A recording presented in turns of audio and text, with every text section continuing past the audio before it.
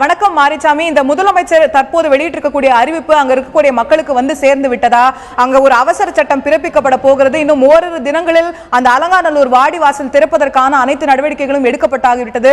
வரைவு ரெடியாகிவிட்டது, தயாராகிவிட்டது. இன்னும் ஓரிரு தினங்களில் அந்த வாடிவாசல் திறக்கும் என்று முதலமைச்சர் அறிவித்திருக்கிறார். அதற்கான உறுதியை அளித்திருக்கிறார். அதை அலங்காநல்லூர் மக்கள் எப்படி பார்க்கிறார்கள்? அவர்களுடைய ரியாக்ஷன் என்ன?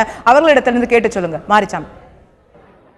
அதாவது அலங்காநல்லூர் பகுதியில் தொடர்ந்து ஐந்தாவது நாளாக இன்று போராட்டம் தொடர்கிறது. இந்நிலையில் தமிழக முதல்வர் அலங்காநல்லூர், அதாவது இந்த ஜல்லிக்கட்டு நடப்பதற்கான அவசர சட்டத்தை பிறப்பிக்க நடவடிக்கை எடுக்கப்படும். ஓரிரு நாட்களில் இந்த ஜல்லிக்கட்டு நடப்பதற்கான அவசர சட்டம் பிறப்பிக்கப்படும். ஆகவே இந்த பகுதி மக்கள் போராட்டத்தை கைவிட வேண்டும் என கூறியுள்ளார். அது பற்றி இங்கு போராடி வருபவர்களிடம் கேட்போம். இப்போ முதலமைச்சர் ஒரு அறிக்கை வெளியிட்டிருக்காரு. ஓரிரு நாளில் அவசர சட்டம் இயற்றப்படும், அதற்கான முயற்சிகள் நடந்து வருகிறது என சொல்லியிருக்காரு.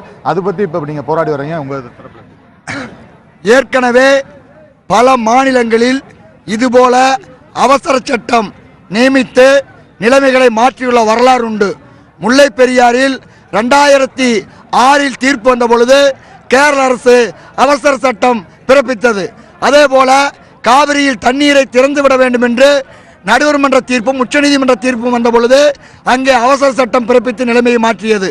இது 200 ஆண்டு கால 2000 ஆண்டு கால தமிழர்களுடைய பாரம்பரிய பண்பாடு. மத்திய அரசும் இதற்கு துணை நிற்கிறேன் என்று சொல்லியுள்ளது. இந்த நிலையில் தமிழக அரசு போர்க்கால அடிப்படையில் சொன்னதை செய்து நிலைமையை மாற்ற வேண்டும். வெறும் பசப்பு வார்த்தைகளாக சொல்லி போராட்ட கலைக்கக்கூட அணுகுமுறையை நீடிக்கக்கூடாது.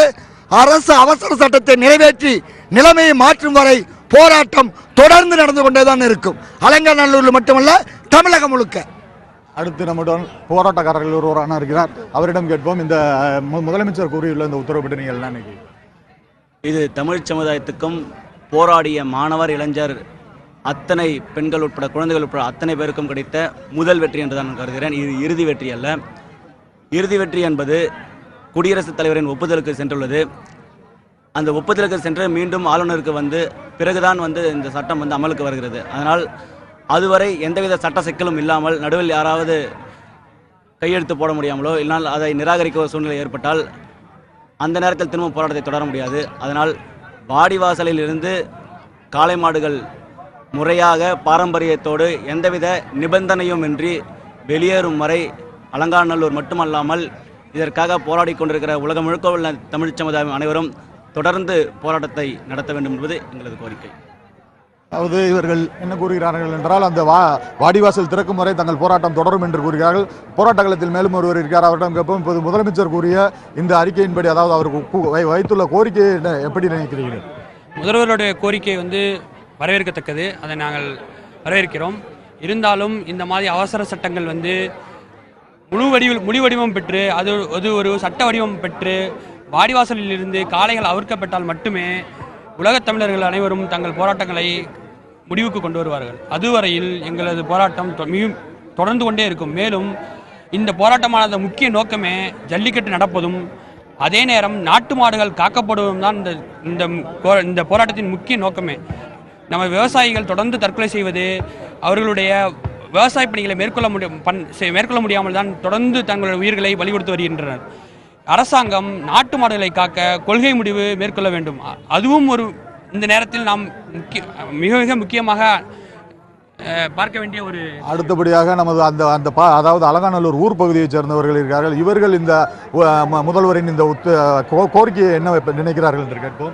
முதல்வர் ஒரு கோரிக்கையை கொடுத்திருக்காரு, விரைவில் அவசர சட்டம் இயற்றப்படும், ஆகவே தாங்கள் போராட்டங்களை கைவிட வேண்டும் என கூறியிருக்கார். இது பற்றி நீங்கள் என்ன நினைக்கிறீர்கள்? எங்களோட ஒரே கோரிக்கை, அலங்காநல்லூர் வாடிவாசலிருந்து ஒரு 5 காலையாவது பாரம்பரிய முறைப்படி அவுத்து விட்டு அதுக்கு உடனடியாக ஓபிஎஸ் அவர்கள் எங்களுடைய குறைகளை செவிசார்த்து ஏன்னா அது அவசர சட்டம் ஏற்ற வேண்டும். அல்லது இதே நிலை தொடருமானால் தொடரும், 3 மாதமானாலும் சரி 300 நாட்களானாலும் சரி தொடரும். ஆனால் எங்களுடைய உணர்ச்சிகளை புரிந்து கொண்டு ஓபிஎஸ் அவர்கள் அவசர சட்டம் கண்டிப்பாக ஏற்ற வேண்டும். இல்லை விளைவு விரைவாக முடியும்.